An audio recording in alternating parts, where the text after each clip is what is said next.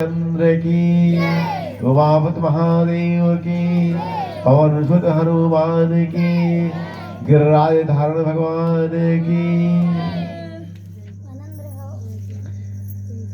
बोले दपौली ग्राम वासियों की, यजमान परिवार की। हरिओम।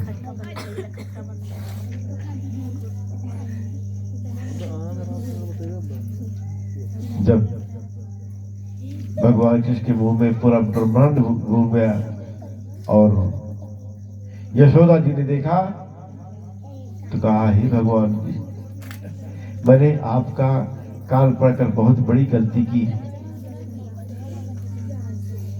अब कभी कान नहीं पकड़ोगे। कन्हैया ने सोचा, यदि भगवान मैया ने भगवान मान लिया तो अलमारी में बिठा देगी, सब गड़बड़ हो जाएगी कि ये किसी कृष्ण विष्णु माता को आदेश कर दिया और जो कुछ यशोदा को मुंह में दिखाई दिया सब दूर कर दिया। भैया बोली, तेरे मुंह में मैंने कभी कुछ देखो? भैया बोली, कन्हैया बोले, कछु ना, तेने सपना देख रहे होगे। मुंह खोल कर दिखाया तो कुछ नहीं था। भैया बोली, मैंने बाटी थोड़ी खाई, मैंने तो वृद्धरथ खाई। माँ यशोदा को ब्रह्मांड दर्शन कराया। ऐसे है ये कृष्ण का अद्भुत चरित्र। इसका कुछ वर्णन करेगा। बिना प्रेम रीझे नहीं नटवर नंद किशोर। आप कितना भी यज्ञ करिए, कितना भी अनुष्ठान कीजिए, कितनी भी बड़ी तपस्या करिए, पर जब तक मन में प्रेम नहीं आएगा गोविंद की प्राप्ति नहीं हो सकती।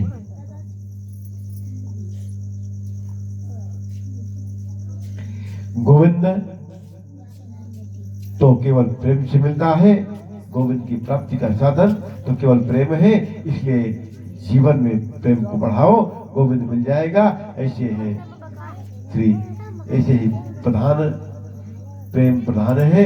अमल भक्त जब आएगी तो गोविंद मिल जाता है। माता यशोदा ऐसी परम भक्तमती माता है। तभी तो यशोदा के घर पुत्र बनकर भगवान कृष्ण आए हैं। यदि इनके मन में प्रेम नहीं होता तो भगवान मिलते क्या? एक आकर्षण होता है प्रेम का, एक विशेष अनुरक्त होती है प्रेम की, और प्रेम जब आता है तो दुनिया फीकी लगती है। यशोदा के पुत्र फीकी लगती है। यशोदा के घर में सैकड़ों दासियां हैं, जिसके घर में 9 लाख गाय है, तो 9 लाख गायों के लिए एक क्या 500 नौकर भी नहीं होंगे। यशोदा जी के हवेली में 85 चौक है और एक चौक में 10,000 गाय खड़ी होती है। इतना बड़ा चौक है, अनुमान लगाओ उनका महल कितना बड़ा होगा। नंद रानी यशोदा कोई छोटी मोटी रानी नहीं है, लेकिन मैया यशोदा कृष्ण की सेवा किसी नौकर से नहीं कराती है, अपने हाथों से करती है। लाला को स्नान कराती है अपने हाथ से, कन्हैया को अपना दूध पिलाती है, और क्या क्या बताऊं आपको सज्जनों। जिस माखन को हमारे कन्हैया खाते हैं, यशोदा अपने हाथ से बिलोर कर माखन निकालती है। ये बात बिल्कुल सत्य है। और जिस माता ने बचपन में पुत्र की सेवा अपने हाथ से नहीं की, वो बालक वृद्ध अवस्था में माता की सेवा कभी नहीं कर सकता। माँ को चाहिए अपना दूध पिलावे, अपने हाथ से बच्चों की सेवा करे। मैंने कई घरों में देखा है, आजकल मैं दिन रात जाता हूँ ना घरों में, सब जगह थोड़ा थोड़ा ध्यान तो रहता ही है। आश्चर्यजनक अनुभव होते हैं हम लोगों को। कहीं हम कथा करने जाते हैं तो 200 लोग पहुंचते हैं एयरपोर्ट पर स्वागत के लिए। ये जगह गांव में हम कथा करने गए, बीच में पड़ता था नाला, सामान नाले में बह गया, नाले में से निकल रहे थे, सो बह गया। राजस्थान में एक जगह हमने कथा कही थी, वहाँ एक गाड़ी होती है जिसको कहते हैं गधा गाड़ी। क्या कहते हैं? उसको गधा खींचता है, उस गाड़ी को गधा खींचता है। मैंने कहा ये बड़ी बढ़िया गाड़ी है। बोले महाराज जी इसे बोलते हैं मिनिस्टर गाड़ी। क्या बोलते हैं? मिनिस्टर गाड़ी। हमारे पंडित जी बोले महाराज जी आपने हमें हवाई जहाज में तो बहुत बिठाया, ये मिनिस्टर गाड़ी में भी बिठा दो। कितना सोच कर नाम रखा है, क्योंकि मिनिस्टर में और उनमें थोड़ा ही अंतर होता है, ज्यादा नहीं। ज्यादा जगह जगह पर अनुभव होते हैं। तो मैंने अपने घरों में देखा, कई घरों में देखा, जब बच्चे का जन्म होने का समझ आता है तो 2 महीना पहले घर में नई नौकरानी रख ली जाती है। उसका नाम होता है आया। क्या नाम होता है? आया। बच्चे ने जन्म लिया और आया की गोद में डाल दिया। आया है जो पाउडर का दूध होता है ना, उसे पानी में घोल कर बच्ची को मुंह में लगा देती है, पी ले बेटा। ये बात बिल्कुल सत्य है। जिस बालक ने मातृ दूध का पान नहीं किया, उस बालक में सुख संस्कार नहीं आ सकता। पुराने जमाने में जब झगड़ा होता था और लड़ाई करते थे तो क्या बोलते थे जान मालूम है? अरे माँ का दूध पिया है तो सामने आओ। क्या कहते थे? कि अगर माँ का दूध पिया है तो सामने आओ। अब यहां बोतल का दूध पिया है तो क्या सामने खा पाएंगे? अब मैंने कितने लोगों को देखा है 5,000 का सूट पहनकर रखा है, थप्पड़ मारकर कोई सूट उतार कर ले जाए, ताकत नहीं है कि उसे रोक सके।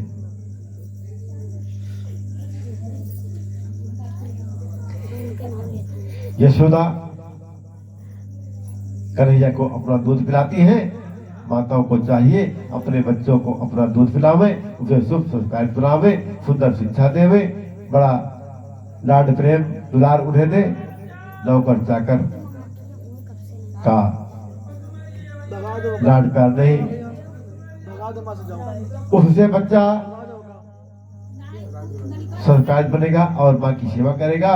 मतलब रात्र में भैया ने रात्र में दूध को पिलाकर सुलाया और उठकर दही बिलोर रही थी। लाला उठोगो तो माखन मांगो।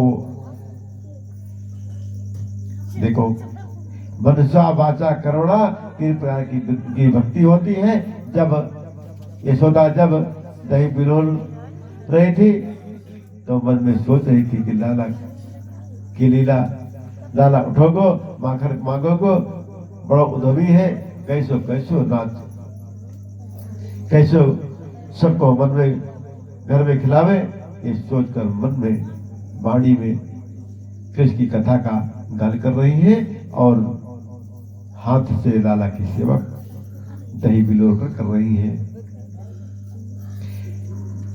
मनसा वाचा कर्मणा तीनों को कृष्ण की सेवा में लगा दिया। लाला ने देखा बहुत देर सो मैया दही बिलोर रही है, सो उठकर आए।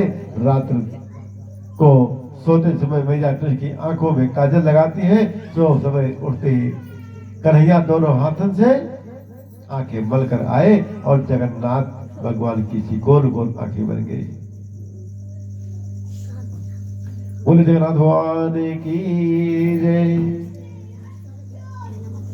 वो काजल आधी गाल पर फैल गया, घुट पर जलकर आए, मटकी पर को पकड़कर खड़े हो गए।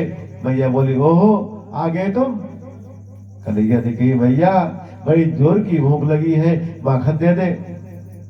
भैया बोली माखन तो अब ही निकल होना है, पहले हाथ पांव मुंह धो लो। ज्यादा भूख लगी है तो रात का माखन वो मटकी में धरे है, उसे मिला के खा ले। ना मैं तो ताजा माखन खाओगो, यही मटकी से लोगो और अब ही लोगो मचल गए। भैया बोली लाला तो मोह तंग करे, तुम को अच्छो ना लगे तो बोलो उधम बचावे, अब भाई निकलो ना है तो कहाँ से माखन दे। बोले मैं कुछ न जानू, मुझे तो ताजो माखन चाहिए। भैया ने सोचा भूख तो इसे लगी नहीं है, बच्चों को तो जो बात है मन में आ जाए बस वही चाहिए। भैया ने लाला की गोदी में लाला को गोदी में लिया और बोली देखो ये ऊपर कहाँ है। कन्हैया बोली कहाँ है। भैया बोली चंदा मामा। सो चंदा मामा को देखते ही माखन भूल गए, हम तो चंदा मामा लेंगे, ये चंदा हम तो चंदा ही लेंगे, हमको चंदा चाहिए और अब ही चाहिए। भैया ने कही हाँ चंदा लेंगे, हाँ चंदा लेंगे कर तो पूरा, तब तक मेरे माखन निकल जाओगे। रही पकड़कर खड़े हो गए, माखन बाद में निकलेगा, पहले चंदा चाहिए। भैया बोली हे भगवान ये कहाँ करो। भैया ने इतनी बड़ी परात में पानी भर कर रख दिया, तो आज गो चंदा मामा हाथ मार कर बोले ये तो पानी है, मैं तो वही को लूंगो। अब ज्यादा तंग करने लगे तो भैया को बड़ा क्रोध आ गया। भैया बोली तू परेशान करे, लाला को गोदी से नीचे पटक दियो, चलो जाए यहाँ से, चंदा लेंगे, सुबह से परेशान करके रखे। जैसे ही भैया ने फटकार लगाई तो गुस्से के मारे गुब्बारे जैसे मुंह फुलाए लियो गोविंद को। कमर पर हाथ धर के सोदा की ओर देख रहे हैं। बोले ओ बुढ़िया भैया चंदा देगी कि नहीं। भैया बोले धमकी दे रहे हो वो, ना दे रही चंदा बोल कहा करोगे। संसार में दो ही हट सबसे विचित्र होते हैं, एक है बाल हट और दूसरा आप सब जानते हैं, मैं बताऊंगा नहीं। बालों को की हट बड़ी विचित्र होती है। यदि बालक अपनी बात पर अड़ जाए तो उस काम को करके ही मानेगी, और दूसरी हट अपनी बात पर आ जाए तो करके ही मानेगी।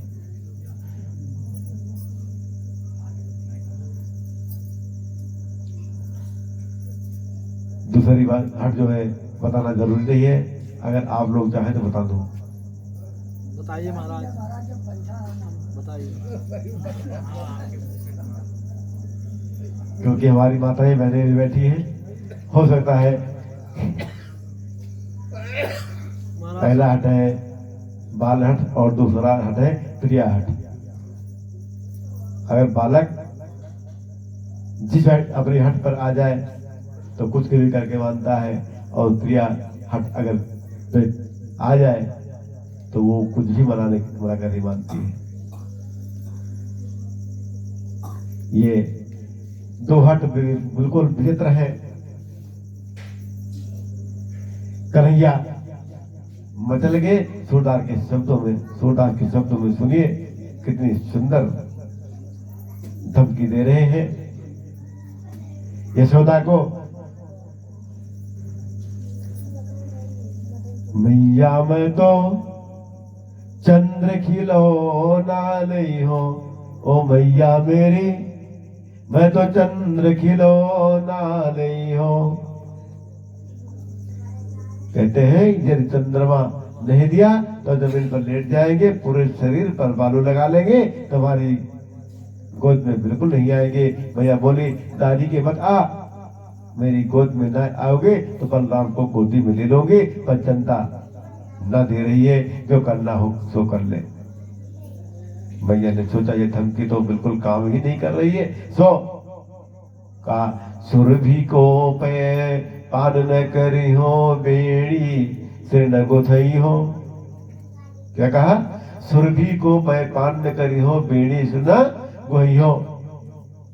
यदि तुम चंदा न दोगे तो सुरभि को दूध नहीं पियोगो, बालों में फूल नहीं लगाओगो।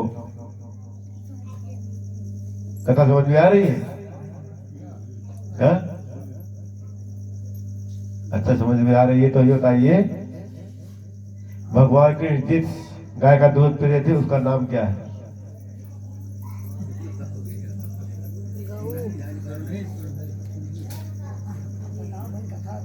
क्या नाम है?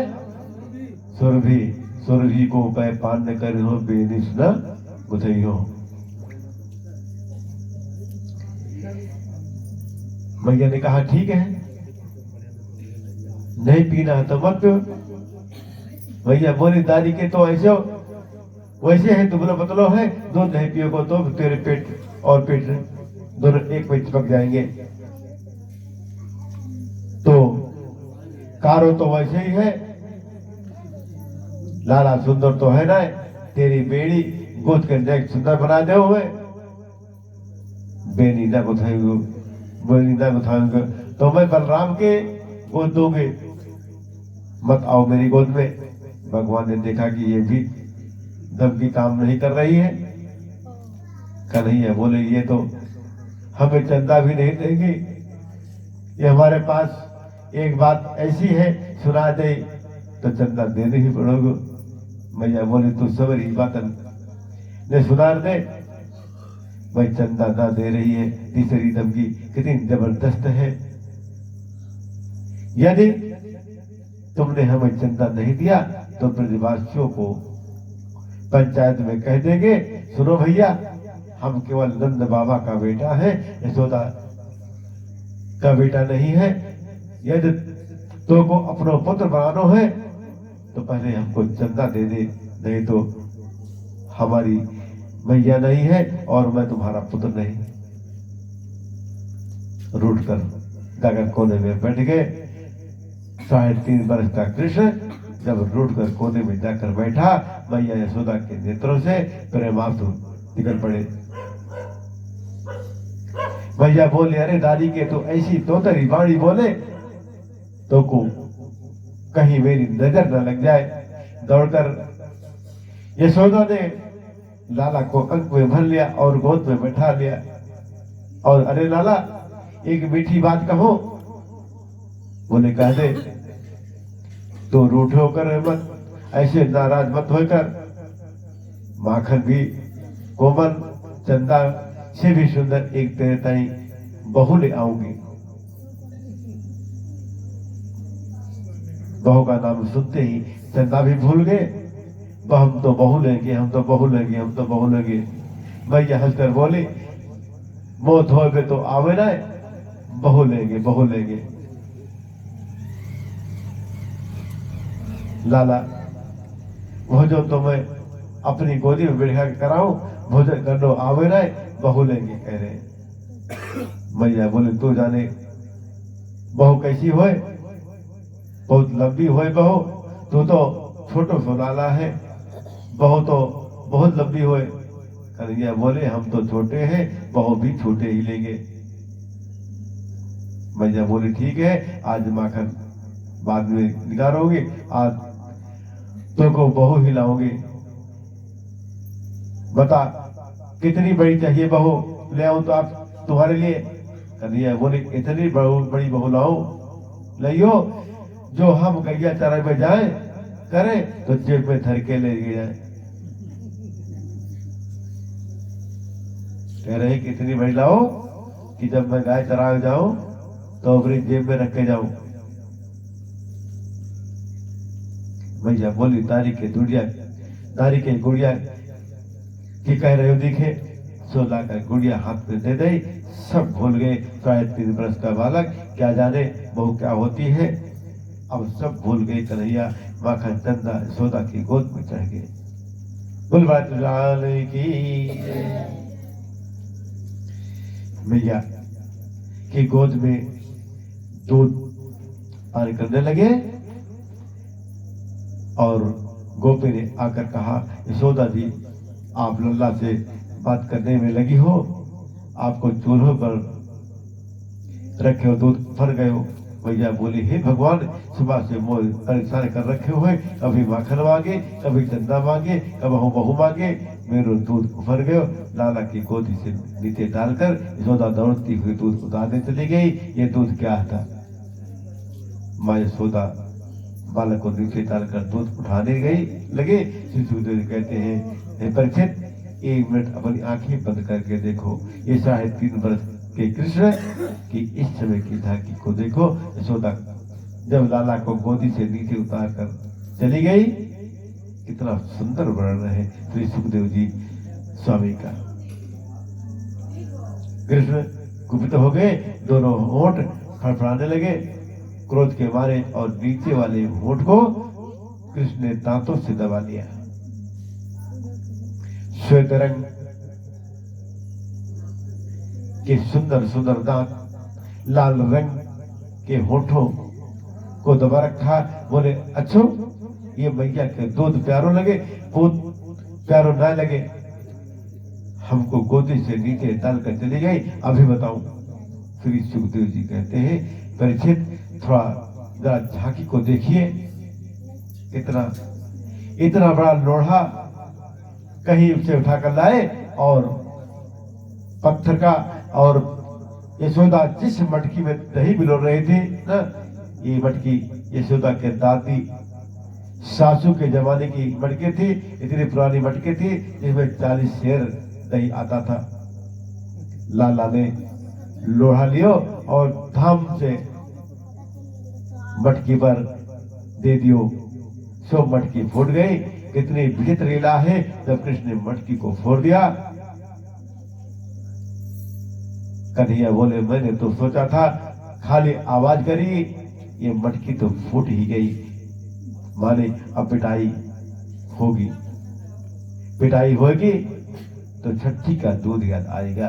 इसलिए क्या किया जाए, कोई बच्चा बड़े चालाक होते हैं, गलती करने के बाद अपने आप फिर रोना शुरू कर देते हैं, ताकि माता पिता उसे रोता देखकर पिटाई ना करे। ऐसे ही गोविंद ने किया। क्या किया? श्री सुखदेव जी कहते हैं, झूठे के आंसू बहा रहे हैं। आपको मालूम है झूठे के आंसू कैसे लगाए जाते हैं? उंगली से थूक को आंखों के आगे गाल पर लगा लेते हैं। कन्हैया ने झूठे के आंसू लगा लिए और चेहरा बना लिया बिल्कुल रोने जैसा। फिर कितना भी रोवे, कितना भी आंसू लगावे, भैया बिना मारे नहीं छोड़ेगी। सो दूसरे चौक में चले गए। दूसरे चौक में ओखल रखा था। वो ओखल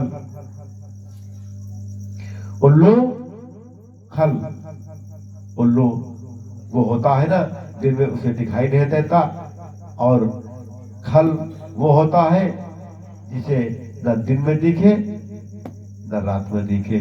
सो उल्लू खल पर ना दिन में दिखे ना रात में दिखे, उल्लू खल पर चढ़कर श्री कृष्ण गोविंद दोनों पर कृपा करते हैं। बंदरों को माखन लुटा रहे हैं। रामचरितमानस में उन्होंने मेरी बहुत सेवा की थी। इधर यशोदा जी ने दूध की मटकी चूल्हे से उतार कर रखी और आकर दही की मटकी को फूटे हुए देखा। तो श्री सुखदेव जी कहते हैं, मटकी को फूटा देखकर यशोदा जी को क्रोध नहीं आया। मटकी को फूटा देख और दही को फैला देख यशोदा जोर से हंसी। देखो तो सही, नेक लाला ने नेक गोदी से नीचे डालकर चली गई। कितना गुस्सा, मटकी फोड़ दी। फिर सोचा नहीं, यदि इसी प्रकार में इसे छोड़ती रहूंगी तो बिगड़ जाएगा। तो इसलिए मैया ने क्या क्या मालूम है? मैया चांदी की छड़ी लेकर खाली डराएंगी मारेंगी नहीं, अपना चेहरा बना लिया। क्रोध जैसा दारी को है कहा। कन्हैया को ने देखा आ रही है मैया, तो आगे आगे कन्हैया, अगल बगल ग्वाल बाल, पीछे बंदर और सबसे पीछे मैया यशोदा। श्री सुखदेव जी कहते हैं, परीक्षित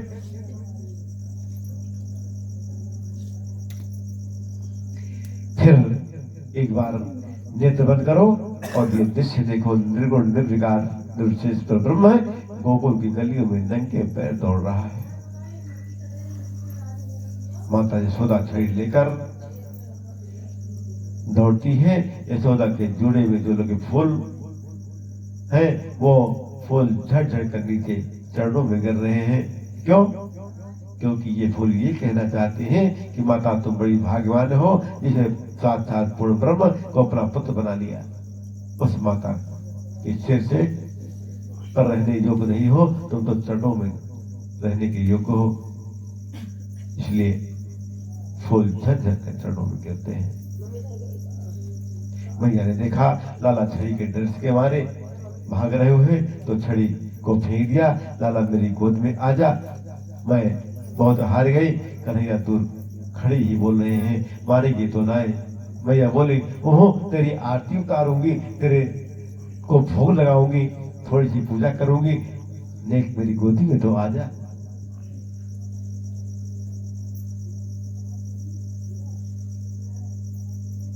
धीरे धीरे श्री कृष्ण चल रहे हैं, जैसे ही धीरे धीरे गोविंद चले, मैया ने दौड़कर धनुष से पकड़ लिया। दादी के अब करूंगी तेरी सेवा। दादी सासू के समय की मटकी फोड़ी है तूने, बंदरन को माँ के उल्टावे, बड़ो उद्दंड हो तो जा रहे हो। क्यों रे तेने ओखल पर चढ़कर बंदरन को माँ के उल्टावे। आज ओखल से ही बांधूंगी। रेशम की कोमल डोर लेकर आई। बार बार यशोदा डोर को देखती है, कहीं लाला को चुप न जाए, डराती है। ऊपर से मन में कोई दोष नहीं है। और जैसे ही रेशम की डोर को कमर से बांधने लगी उखल से, श्री सुखदेव जी कहते हैं, पर सावधान, ये क्या कर रही है यशोदा? जिस परमात्मा के आदि का पता नहीं, जिसके अंत का पता नहीं, उसे अथोसज श्री कृष्ण को यशोदा अपना पुत्र मान रही है और उखल से बांध रही है, जैसे कोई प्राकृतिक बच्चे को बांधे। लेकिन रस्सी 2 अंगुल कम हो गई। मैया ने 20 हाथ से जोड़ी लाला को बांधने के तक खातिर, लेकिन फिर 2 अंगुल कम पड़ गई। मैया ने 10 हाथ रस्सी और जोड़ी बांधने के लिए। रस्सी 2 अंगुल फिर छोटी हो गई। ये 2 अंगुल ही को छोटी होती है, क्योंकि 2 शक्ति है, एक है माधुर्य शक्ति और दूसरी है ऐश्वर्य शक्ति। माधुर्य शक्ति कहती है, ये गोपाल बन के आया है, मैं बांध करवाऊंगी। ऐश्वर्य शक्ति कहती है, ये भगवान है, मैं बंधने नहीं दूंगी। इन दोनों शक्तियों के आपस में झगड़े में रस्सी 2 अंगुल कम हो गई। कश्यप स्वयं उखल बनकर आए, अदिति स्वयं रस्सी बनकर आई, और वो दोनों मिलकर नहीं चाहती कि मेरे बामन को कोई बांधे, इसलिए मेरी रस्सी 2 अंगुल कम हो गई। अपनी माता को जब ज्यादा प्रसन्न उसने देखा तो कृपा करके स्वयं बंधन में बंध गए। मैया घर के कार्य को करने में व्यस्त हो गई। गोविंद ने सोचा, मुझे कौन बांध सकता है? यशोदा जैसा वात्सल्य जिसका हो वो कोई भी बांध सकता है प्रेम से, और ईश्वर प्रेम से ही बनता है। गोविंद को कौन बांधे उसे? लेकिन मैया यशोदा के द्वार पर 2 वृक्ष खड़े हैं, यमलार्जुन के वृक्ष, अशोक वृक्ष। ये दोनों कुबेर के पुत्र हैं। नारद का सम्मान नहीं किया, इसलिए नारद जी ने उन्हें जड़ वृक्ष होने का श्राप दे दिया। फिर ये भी कहा कि कृष्ण के स्पर्श से तुम्हारी मुक्ति हो जाएगी। आज मेरे गोविंद को जब माँ यशोदा कमर से उखल में बांध कर चली गई, तो कृष्ण घुटमन चलकर दोनों वृक्षों के बीच से निकले। कृष्ण की कोहनी का स्पर्श होते ही दोनों वृक्ष टूटकर धड़ाम से पृथ्वी पर गिर पड़े। उसमें से 2 महापुरुष निकले। भगवान ने कहा, कौन है आप लोग? दोनों हाथ जोड़कर बोले, हम कुबेर के पुत्र हैं। नारद के साप से हम दोनों वृक्ष हो गए थे, लेकिन नारद का साप तो आज हमारा अनुग्रह मिल गया। क्या चाहिए तुम्हें? बोले, प्रभु यही वर दे दो, वाणी आपके गुणों को गाए, कानों से हम आपकी कथा सुने, शरीर आपकी सेवा में लगे, मस्तक आपके चरणों में झुके, दृष्टि इतनी महान बने कि प्रत्येक व्यक्ति में हमें आपका दर्शन हो सके। हे प्रभु, प्रभु ने दोनों को स्वर्ग जाने की अनुमति दे दी। विशाल वृक्ष गिर पड़े। आवाज सुनकर ब्रजवासी दौड़े दौड़े मैया दौड़ दौड़ कर आए। मैया ने दौड़कर लाला को गोद में लिया और बोले, हे भगवान, मेरे लाला को कहीं लग तो नहीं गई? मेरे हाथन में आग क्यों ना लग गई? जासो मैंने कन्हैया बांधो, ये रस्सी क्यों न जली? जासो लाला बांधो। ब्रजवासी बोले, मैया तू बड़ी भोरी है, काय को तेरे लाला बांधो? ये तो नारायण की कृपा है। ये जैसे सुरक्षा हुई, मैया ने लाला को अंक में भर लिया। नंद ने बहुत डांट लगाई यशोदा को। यशोदा मैया यशोदा से बोली, मैया यशोदा लाला से बोली, हे लाल, तुझे लागी तो ना बेटा?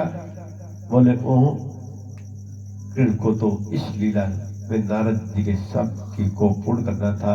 ये इस लीला के का मूल तात्पर्य है। बोले, श्रीमद् भागवत महापुराण की जय।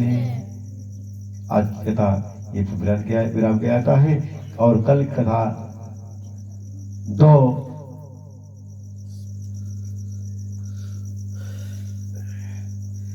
समय में की जाएगी,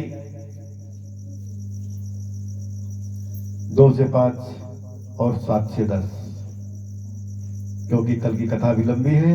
कल भगवान का